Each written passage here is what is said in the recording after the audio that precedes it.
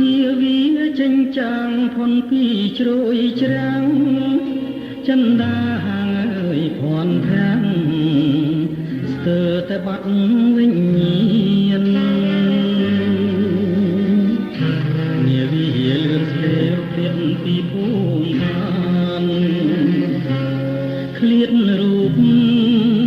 កល្យានមិនដូលហារកែកាត់ផ្ទាំងរលងបោកបែកកាត្រាញទ្រូងសែននៅចំបែងនៅកណ្ដាលជលស័យឃើញមេជាប់ទឹកសែននឹកចរណៃមិនគួរនិស័យបំបែកបំណងកងថាកុំផ្លាំង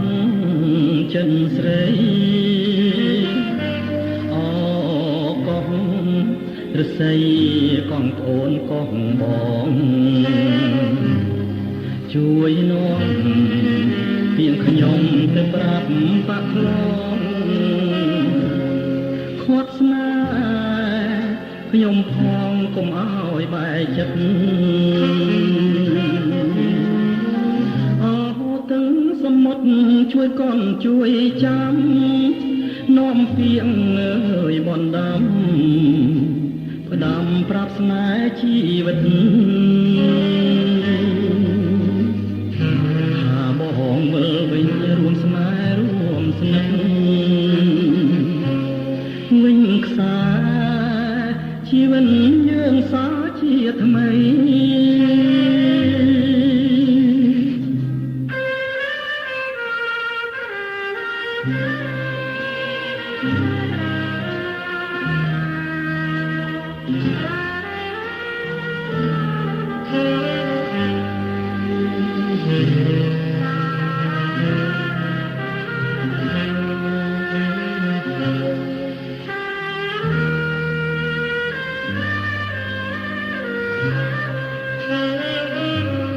កង